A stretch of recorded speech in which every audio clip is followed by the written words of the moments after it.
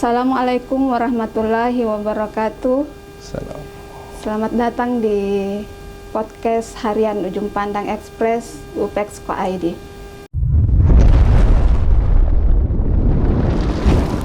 Saya akan mengawal podcast hari ini dengan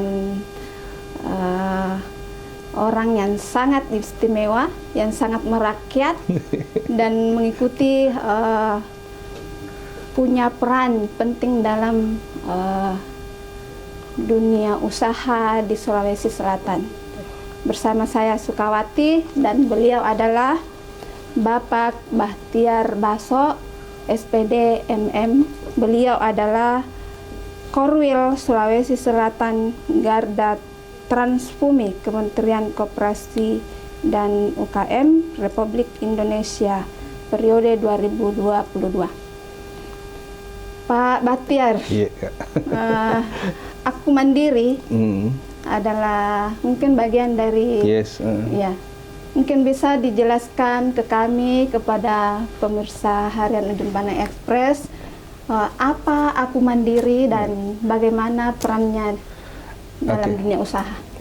Oke, baik, makasih Kak. Yang pertama tadi diperkenalkan ini ada dua hal besar yang penting. Pertama, saya di Sulsel diamanahkan oleh Kementerian Koperasi dan BRC Kops ya, melalui Mikromentor Indonesia.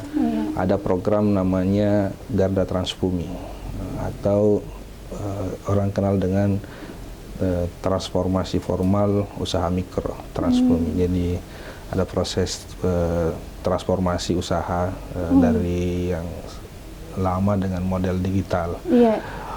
Di Sulsel program ini kebetulan implementing partner atau pemegang wilayah itu sebenarnya dari ABDSI. Jadi saya di ABDSI Sulsel, yang kebetulan juga ketua asosiasi Aku Mandiri. Banyak-banyak ini saya sebutin. Kebetulan ketua asosiasi, jadi boleh dibilang bisa saling mensupport ya. Jadi Aku Mandiri itu asosiasi UMKM, hadir di Sulsel 2016 dan sekarang banyak beraktivitas. Kita sudah mencoba membangun Aku Mandiri sebagai rumah bersama untuk UMKM. Sekaligus ada anggotanya, Pak? Ada anggotanya. Kami sekarang bahkan sudah membentuk sampai ada di 6 DPD kabupaten. Kita sudah coba bentuk dan antusias luar biasa kepada teman-teman pelaku UMKM kita untuk bisa bersinergi bersama dalam rumah Aku Mandiri, termasuk mungkin di dalamnya mensupport program Transbumi untuk bagaimana teman-teman UMKM kita ini pertama didampingi untuk menerbitkan NIB. Yang kedua, teman-teman UMKM itu kita dorong untuk masuk ke digital, jadi belajar digital. Bagaimana memasarkan lewat digital?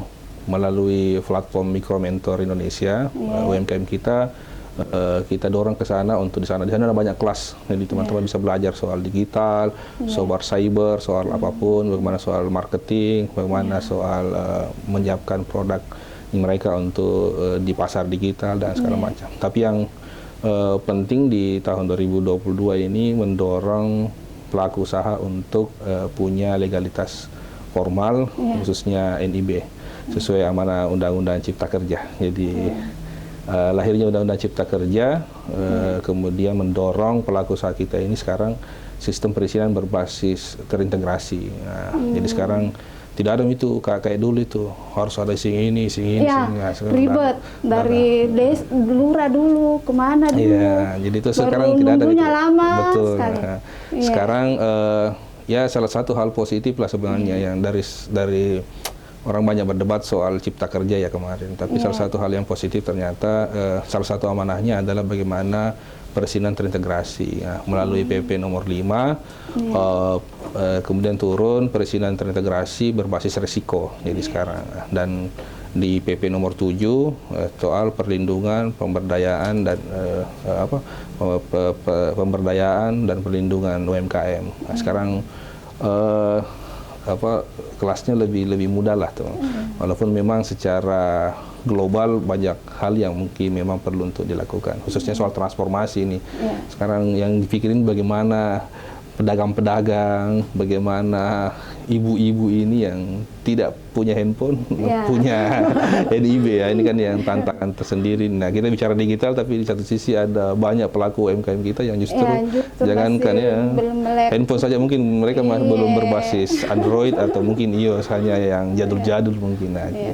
Jadi Pak Batiar ini, saya kemarin baca CV-nya, dan di dalamnya itu semuanya trainer, motivator, konsultan. Jadi segala bentuk bagaimana mengembangkan diri itu jagonya ini Pak Batiar. Saya hitung ada 7 lembar. Beliau pernah menjadi motivator dan jadi sangat luar biasa hari ini kita kedatangan beliau.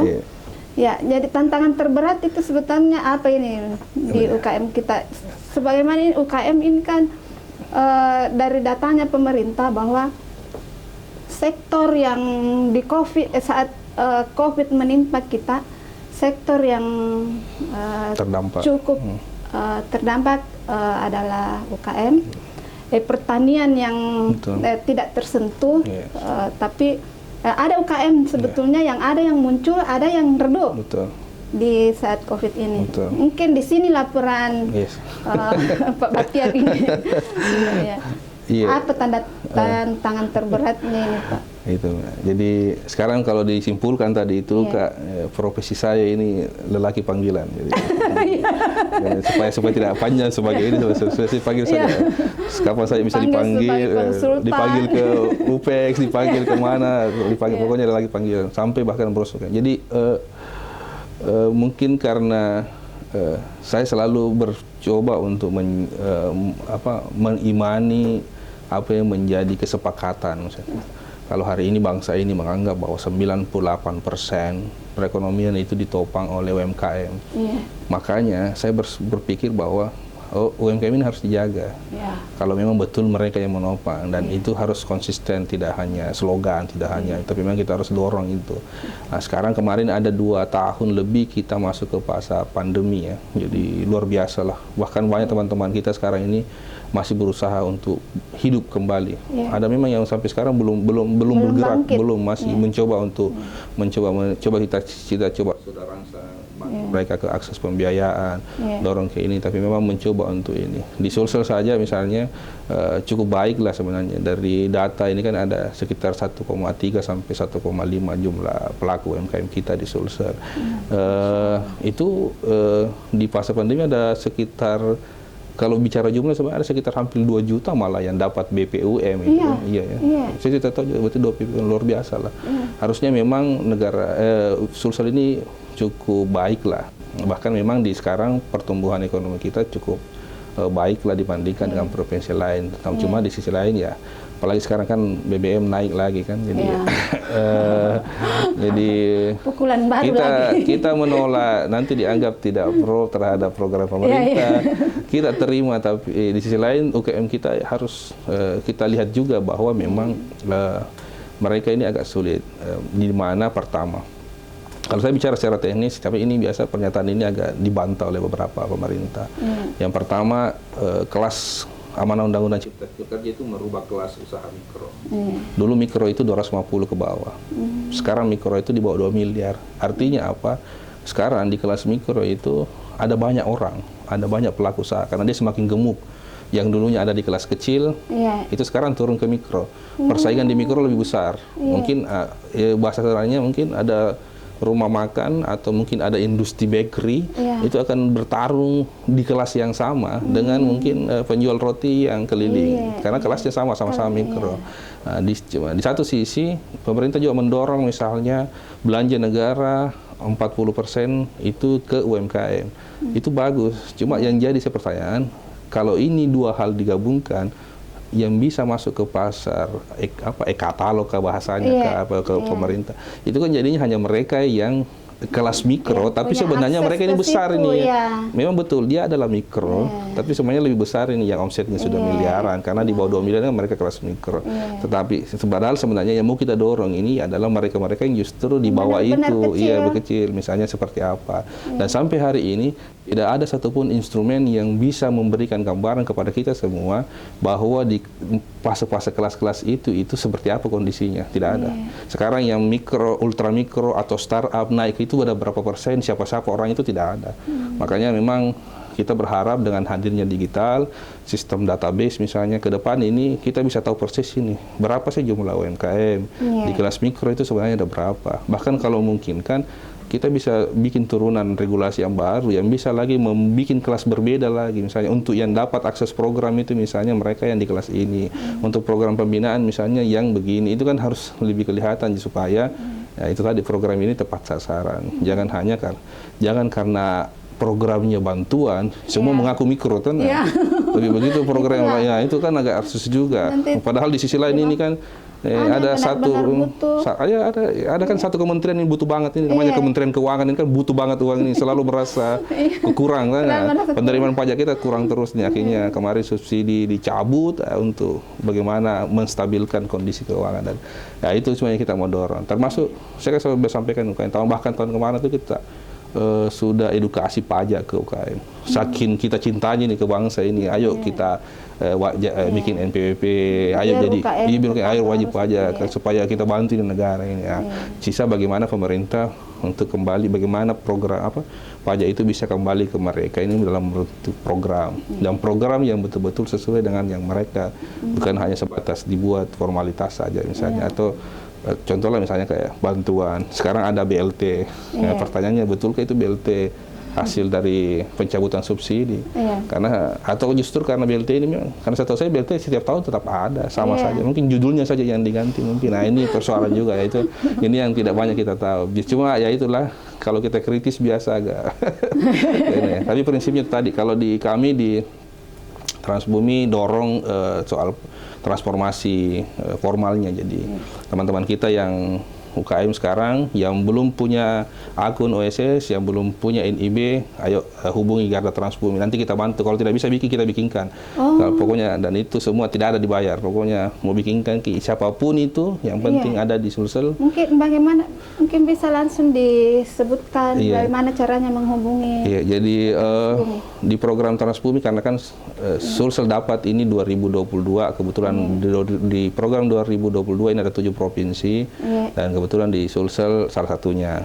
Nah, di Sulsel itu kemarin kita ada beberapa implementing partner, kan kebetulan yang menang itu pemegang wilayah adalah BDSI.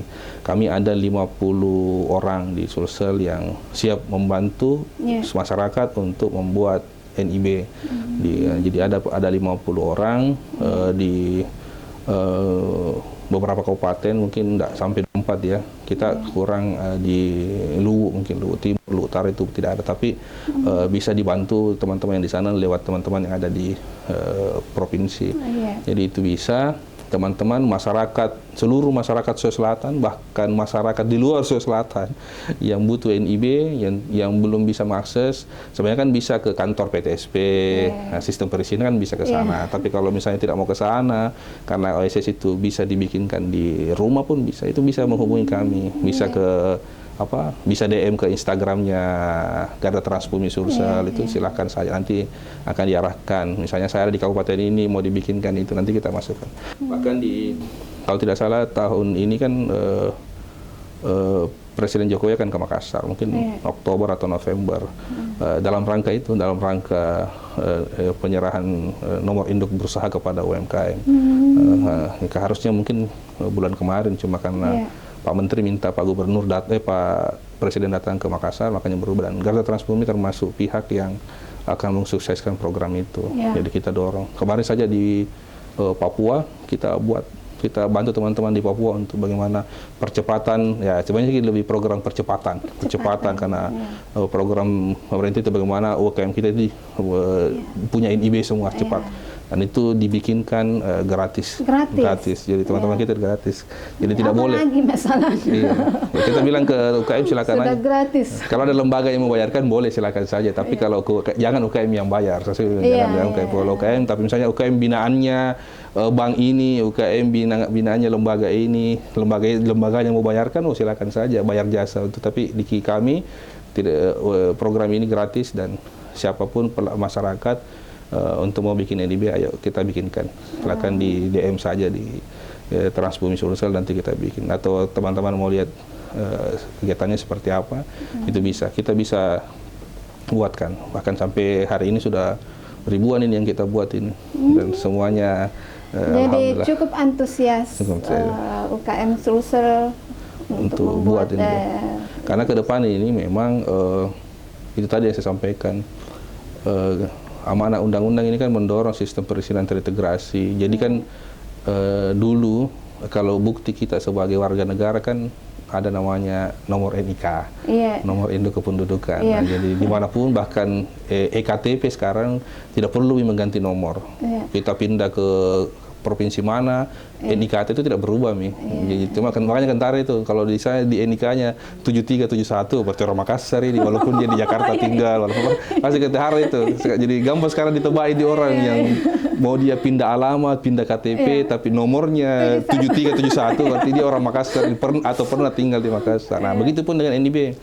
Jadi bukti sekarang orang punya usaha itu mau dia perseorangan ataupun badan hukum itu ada nomor NIB-nya. Nah, ini apa bedanya dengan IRT? Oke. Kalau NIB orangnya, pelakunya. Jadi NIB ini sekarang di generasi ketiga. Kemarin oleh Kementerian Investasi mengembangkan OSS 1.0, 1.1, sekarang RBA berbasis risiko.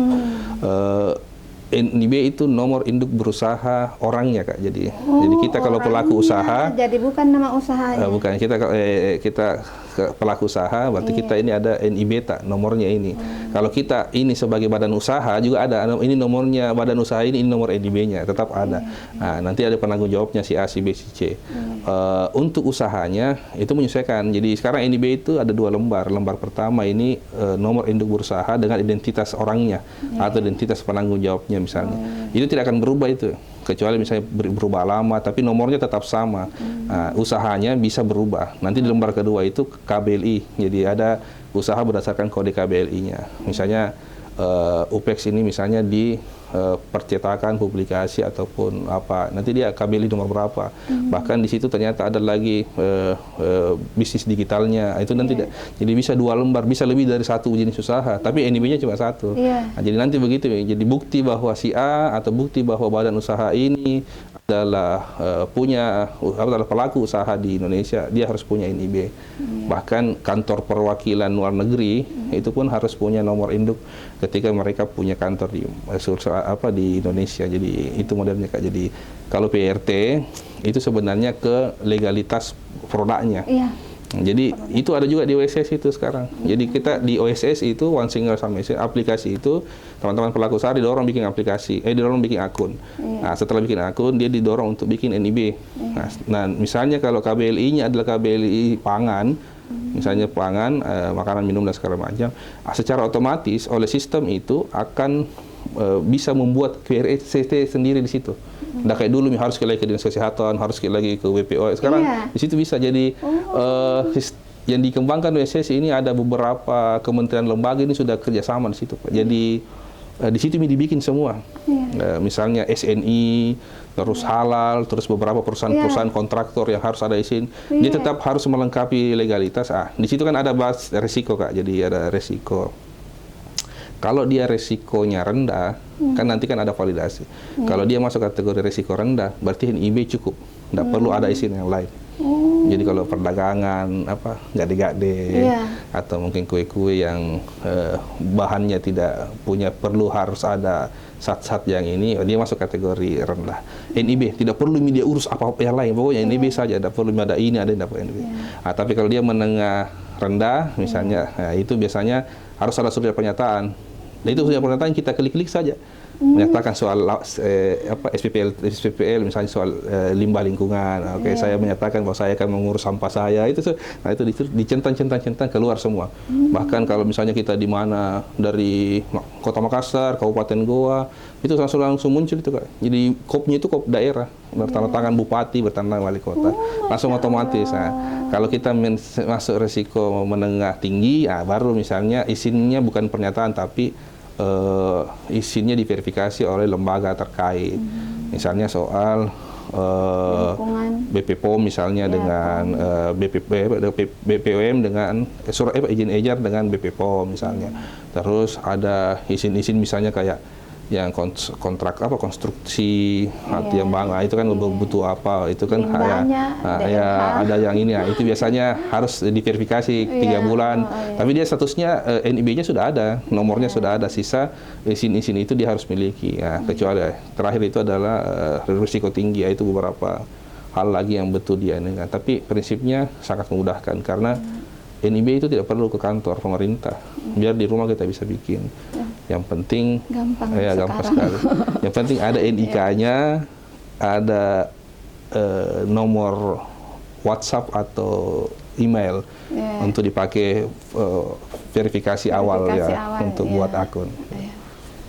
Ya begitu Kak. Nah ini bagi pemula mungkin karena saya lihat Aku Mandiri juga concern di menciptakan entrepreneur baru. Nah, ini terkait semua dengan IUB-nya. Iya, jadi bahkan kita di Aku Mandiri itu kita gandeng semua ini Kak. Jadi ketika di Aku Mandiri kemarin kita sekarang kan ada program kalau halal sertifikasi halal. Nah, jadi di MUI kan? Dulu kan dulu itu MUI. Nah, jadi sertifikasi halal. Sekarang bukan MUI. Transformasi ke digital. Kita jualan online. Semua orang sepakat. UKM kita sangat terbantu. Tapi sekarang yang iklim dunia bisnis online adil tidak? Nah, ini kan persoalan juga. Saya pernah coba-coba tuh. Ini ada yang buka. Bagaimana itu mungkin ada trik-triknya yang bisa ini viral ini sebenarnya beberapa waktu yang lalu. Contoh ya, tapi ada apa-apa bagian dari kampanye. UMKM kita sekarang, apalagi sekarang harga BBM naik, berarti kan harus menyesuaikan harga. Saya ini jual misalnya nasi kuning, saya harus jual berapa kan itu menjadi pikiran. Saya kasih mahal, tidak laku. Saya kasih murah, takutnya tidak ada yang beli kan. Kasih murah, takutnya rugi. Saya kasih mahal, takutnya tidak laku. Saya jual di online, mau kasih pasang harga berapa? Di online itu Kak, ada biaya ongkir. Pakai ongkir. Ada biaya pemesanan. Di luar ini yang nyata, ini harga jual itu kan di-up 20% kurang lebih. Kalau tidak di-up, berarti harus diambil 20% dari nilai itu. Masa yang punya platform lebih kaya daripada yang punya produk? Ini kan tidak ada asas keadilannya. Saya sudah sampaikan itu. Maksudnya, kenapa sih tidak diberlakukan saja model yang transportasi lah, kayak platform untuk transportasi. Misalnya oke lah margin 10%, oke lah. Jadi kan kalau sampai 20%, apa benarnya? Kan customer yang bayar kan Pak? Betul, semua customer yang bayar. Cuma saya asas keadilannya di UKM mana? Katanya kita negara yang didopang, tapi mana adilnya? Masa saya untung 5.000, yang punya platform untung 15.000, maksudnya di mana kasihan? Nah, kapan mereka akan maju? Yang ada adalah mereka akan bertransformasi, mereka akan beraktivitas di situ, tapi cepat atau lambat mereka akan kalah dengan orang-orang yang sudah siap secara modal, siap secara perangkat, siap secara pasti akan cepat atau lambat. Sekarang kita akan bicara soal nasi kuning. Nasi kuning itu dijual oleh ibu-ibu, mama, lorong-lorong. Sekarang, tapi ketika nasi kuning sudah menjadi hal kebutuhan masyarakat, bisa saja ada branding negara lain atau branding dari luar yang masuk ke sini dijual nasi kuning kan sama, kenapa tidak? Dan itu bisa saja terjadi. Nah, ini salah satu persoalan. Makanya kan kemarin sempat saya sampaikan kalau bisa diturunkanlah supaya lebih berkeadilan. Kita dorong ini UKM kita sampai mereka akhirnya siap. Kapan tuh siapnya kan kelihatan. Kalau orang digital itu kan database dan proses insight-nya itu kan transaksi kelihatan. Nanti kalau dia sudah bagus, bisa kita ajukan perubahan itu. Tapi kalau dia masih baru, terus transaksinya kasihan masih kecil, kenapa tidak didorong? Dan ini sebenarnya peran pemerintah. Karena di negara ini regulasi itu ada di pemerintah.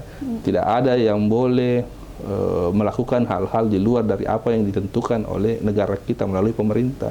Jadi pemerintah sebenarnya bisa ngatur ini, bisa memberikan, bisa bikin aturan bahkan. Kalau saya itu dorong bikin aturan bahwa platform food food online ini jangan di atas, jangan 20%, 10% saja lah misalnya, supaya itu kan bisa didorong. Karena sekarang memang enaknya kan ada yang ngatur itu, atau sengaja tidak diatur kan ya. Jadi ini persoalan juga ini, tapi itu penting itu. Cuma kan ya UKM kita sebenarnya ya si malakama. Karena kalau dia terbantu proses itu, tapi di sisi lain proses naik kelasnya lama, dia begitu-begitu aja. Jadi memang saya bahkan bilang, yang mana sih entrepreneur sebenarnya? Yang mana sih itu wirausaha? Wirausaha itu kan buat kita pendekatan teori adalah mereka yang punya visi. Pendekatannya visioner, punya harapan segala macam. Nah ini yang ada sekarang, entrepreneur atau wirausaha yang ada sekarang itu, pedagang-pedagang yang ada itu, mereka lebih hanya sebatas beraktivitas harian untuk melangsungkan hidup. Apa yang dipikirkan hari ini adalah bagaimana cara dia makan. Besok apa dipikirkan, besok mereka cara makan. Dan makan di sisi yang bersamaan banyak petarung atau kompetitor baru yang hadir, yang turun kelas, itu yang justru lebih siap dan akan menguasai pasar. Ini sayang kalau kita tidak ini ya, kira-kira itu. Belum lagi soal-soal lain, dia harus bayar retribusi, pemerintah daerah harus bayar pajak. Sudah mulai ada pajak usaha online. Iya sudah, itu pokoknya di luar dari hadirnya usaha online, sekarang kan di kita kan sudah banyak ini. Ada pajak, ada retribusi, ada PPH, ada PPN, terus ada retribusi. Restoran, rumah makan itu kan harus bayar retribusi ini kan ke pemerintah daerah itu kan. Ya itu berapa? Jadi kita mau jual ini berapa ini sebenarnya kan repot. Masa jual kita nasi kuning harga 25.000 misalnya. Di sisi lain ada yang jual 15.000, tidak sehat Ki. Makanya selalu kita dorong pemerintah, ayo hadir. Hadir ini tidak mesti kasih bantuan, bukan. Masyarakat kita itu bukan, kalau kita biasakan mereka kasih bantuan, maka hidupnya itu memang akan bergantung, tapi dibantu untuk bantuan, manja terus, malas terus. Yang didorong itu adalah ciptakan iklimnya. Ciptakan iklimnya sehat, iklim yang sehat bagi mereka bersaing. Silakan saja yang besar-besar mau, silakan, tapi dia mungkin di daerah di kelasnya sendiri. Kan di sini kan Makassar kelihatan di kelasnya. Tidak perlu kita sampaikan tata kotanya, ini kan sudah kelihatan Pak. Di mana tempat yang tidak bisa dimasuki oleh kelas bawah, kasihan, di mana sudah kelihatan nih ya. Jadi di situ silakan aja, di situ yang atau bahkan ada private area, silakan aja yang makro main di situ. Tapi yang kelas mikro kasih ruang juga. Bahkan kalau perlu sekarang ada working space, ada public space, atau ada food space yang diciptakan oleh pemerintah. Itu kan harus didorong begitu. Sekarang banyak food street, banyak food corner, tapi kan punyanya swasta, bukan punya pemerintah. Harusnya kan pemerintah yang di situ. Kenapa tidak didorong hadir ke situ untuk dibangunnya? Kita selalu support sih. Jadi karena mungkin pemerintah butuh dibantu, atau mungkin kita menganggap kayaknya kita hadir ini minimal, walaupun kita tidak dianggap, pokoknya kita bantu ini UMKM, bantu bikin NIB, bantu jualan, bantu apapun, 1 kali 24 jam siap untuk membantu UMKM. Minimal mereka bisa tumbuh, karena buat kami kalau kita tidak dorong UMKM kita tidak ekonomi kita tidak maju. Jadi tidak maju, agak sulit. Walaupun memang sayang sih, karena kita negara yang jumlah penduduknya cukup besar. Kalau masyarakat kita tidak kerja, apalagi fase demografi ya, Indonesia sedikit lagi akan masuk fase demografi. Apa itu? Ada 60% jumlah penduduk kita itu akan dipenuhi oleh manusia usia produktif. Anak-anak muda banyak nanti. Nah sekarang kalau tidak kerja, terus mau jadi apa? Masa harus balapan liar, masa harus baku panah-panah, kan tidak menarik lah. Harus pengusaha dong. Ya, didorong jadi pengusaha. Sekarang harus didorong jadi pengusaha. Itu kan harus begitu. Kalau tidak itu, makanya kan orang bilang tantangan bonus demokrasi ini bisa dilihat dari 2 perspektif. Pertama, bisa jadi sesuatu yang bagus, positif. Kenapa? Karena kita hadir usia-usia produktif kan cenderung lebih maju. Tapi di sisi lain, siapkah kita dengan mereka? Ada lapangan kerja kan untuk mereka? Atau mereka siap tidak menciptakan lapangan kerja? Karena kalau tidak, pengangguran massal nanti tuh. Masya Allah, pembicaraan hari ini sangat menginspirasi. Mungkin ada closing statement-nya, Pak Bahtiar. Kalau dari kami sebenarnya closing statementnya pesan ke UMKM. Pertama untuk UMKM, teruslah semangat, jangan pernah takut untuk bertumbuh karena kita sedang hidup di tanah sendiri, di tanah air sendiri. Yang tahu tanah air kita adalah kita. Jangan pernah ragu untuk menyampaikan hal karena kita adalah orang utama di negara ini. Kemudian untuk masyarakat, belanja-belanjalah di UKM. Ya, itu produk UKM itu bagus-bagus semua itu. Walaupun masih ada kurangnya, kurang kemasannya, kurangnya, tapi rasanya insya Allah enak. Dan yang pasti kita membantu mereka ketika kita belanja dengan mereka. Jadi kira-kira itu pesan kami, terus semangat. Dan jangan lupa buat pemirsa untuk membaca harian Ujung Pandang Express. Terima kasih.